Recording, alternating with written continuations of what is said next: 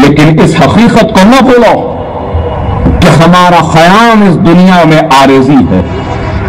ہمارے ساتھ ہماری دولت نہیں جائے گی، ہمارے ساتھ اس دنیا میں کمائی گئی شہرت نہیں جائے گی، ہمارے ساتھ اس دنیا کے روپیے نہیں جائیں گے، ہمارے ساتھ اس دنیا کے ہیرے یا موتی نہیں جائیں گے. اس دنیا کی اگر کوئی چیز ہمارے ساتھ جائے گی تو وہ ہماری اس دنیا میں کیے گئے اعمال ہے جو ہمارے ساتھ جائیں گے.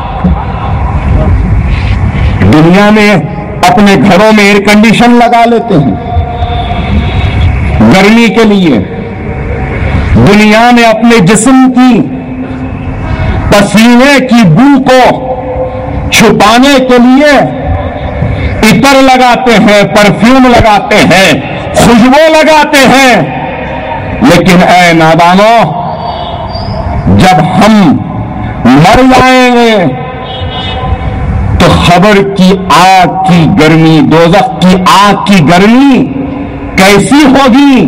میں ضرور تم سے کہوں گا خبر کا عذاب کیسا ہوگا کیا جانتے ہو؟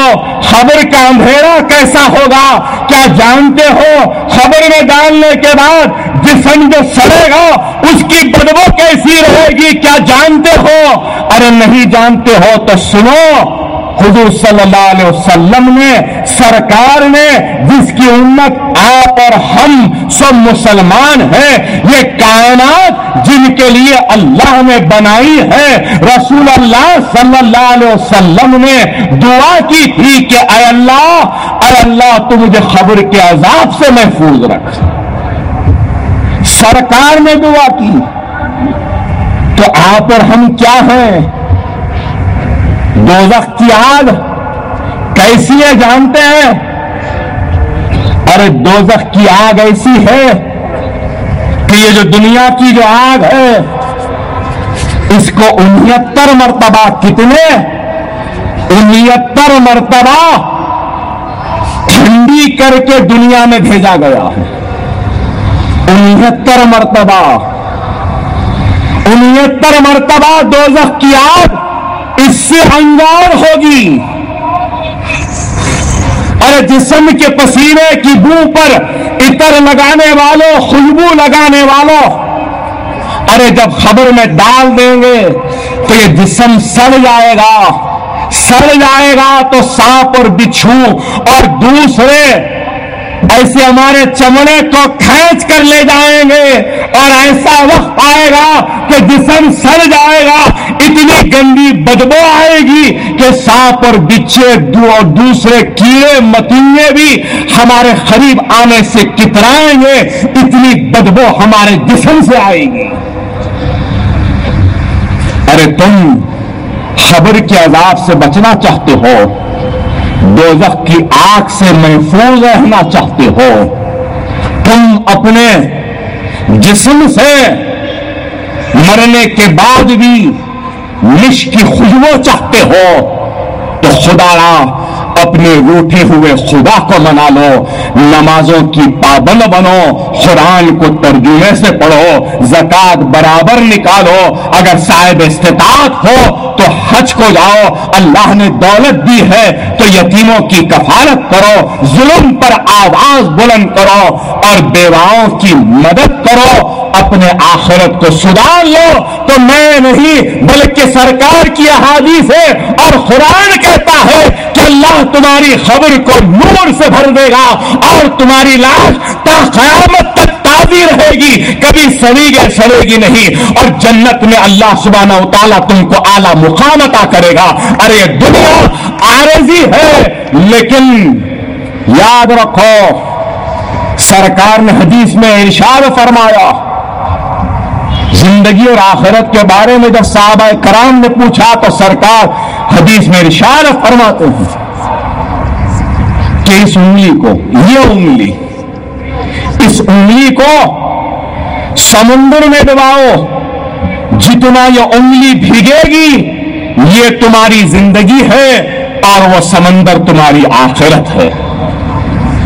ارے سرکار کی حدیث ہے، انگلی کے بھگونے کی مانند زندگی کی فکر کرتے ہو اور اس زندگی میں گھر بنانے کی فکر کرتے ہو، اس زندگی میں دولت کمانے کی فکر کرتے ہو، اس زندگی میں شہرت کمانے کی فکر کرتے ہو، اس زندگی میں ہیرے اور موتیاں کمانے کی فکر کرتے ہو، اس زندگی میں تم کیا کیا خواہشات کی فکر نہیں کرتے، ارے خدا را اس حقیقت کو نہ بھولو، یہ زندگی اتنی ہی ہے اور یہ سمندر تمہاری آخرت ہے۔ خدا را آخرت کی فکر کرو، آخرت کی فکر کرو، اور جو آخرت کی فکر کرے گا اللہ اس کو دنیا بھی دے گا، اس کو آخرت بھی دے گا۔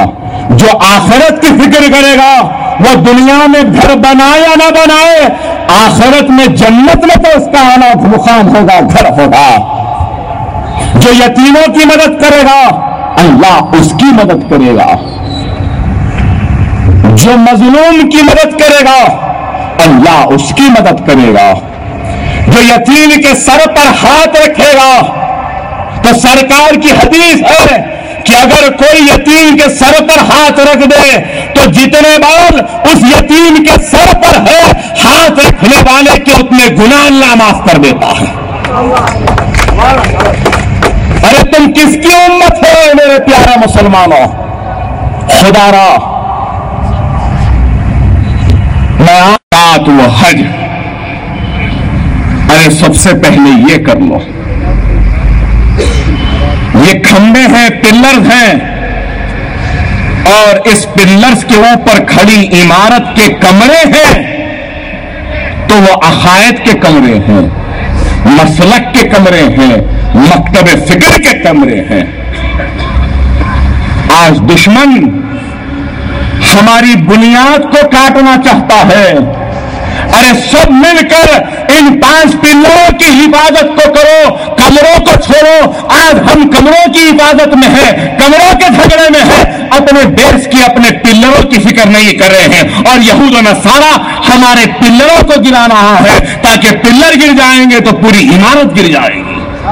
خدا را میرے پیارے مسلمانوں، مجلس اتحاد المسلمین سارے مسلک، سارے مکتب و فکر کے مسلمانوں کو اپنے ساتھ لے کر چلنے والی جماعت کا نام ہے، اور مسلمانوں کے حق کے لیے لڑنا، جد و جہد کرنا، یہ ہمارا کام ہے۔ خدا میرے پیارے مسلمانوں، آج ہندوستان میں جو کچھ ہو رہا ہے وہ آپ کے سامنے ہے۔ حکومت کو تباہ کرے، مائننگ مافیا، وہ ہے نا وہ ریڈی بردرز، مائننگ گالی جناردن ریڈی، وہ لوگ کرے، سب لینے گئے۔ اب اور ایک بڑا اسکیم آنے والا ہے، ہوشیار رہو۔ بولے کیا ہے؟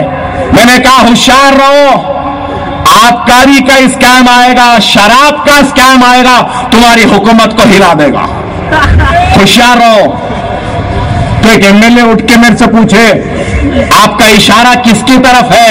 میں بولا آپ کا قریبی آدمی ہے، آپ کی کانسٹنسی کے قریبی رہتا ہے، نام نہیں لوں گا، کہاں گاڑے وینکٹ ریڈی صاحب، وہ پوچھے مجھ سے آپ بتائیے شراب میں کھا رہے، زمین میں کھا رہے، ہر ایک چیز میں، ہر حساب سے، اور آج مسلمانوں کو جب دینے کی بات آتی ہے تو کچھ نہیں دیتے۔ اے درندگان قافلہ انسانیت کا نام اگر کچھ ہے، مجھے سالار کا وہ جملہ یاد آتا ہے، میری کم عمری تھی، شاید 10 برس کا تھا، تو سالار کہتے تھے اے درندگان قافلہ انسانیت کا نام اگر کچھ ہے تو وہ کانگریس میں کہتے تھے۔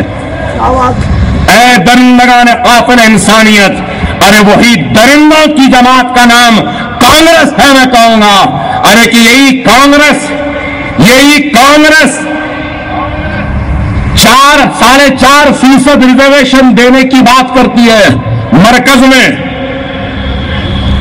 ہائی کورٹ میں ختم ہو جاتا ہے، سپریم کورٹ میں جاتا ہے، ہائی کورٹ کیا بولتی ہے کہ برابر سے آپ نے تفصیلات پیش نہیں کیے، جس کی بنیاد پہ 4.5% مسلمانوں کو تحفظ دیا جانا چاہیے. رپورٹ دیجئے کہ کیوں دینا چاہیے. پسماندہ ہے تو کیوں ہے, پچھڑے ہوئے ہیں تو کہاں ہے. اس بنیاد پہ مسترد ہوئی, سپریم کورٹ کو گئی. سپریم کورٹ کو گئی تو سپریم کورٹ میں بھی مسترد ہوئی. سپریم کورٹ کا جج کیا دیتا ہے کہ کہتا ہے کہ ہاں آندھرا کی ہائی کورٹ صحیح بولی. کس بنیاد پہ آپ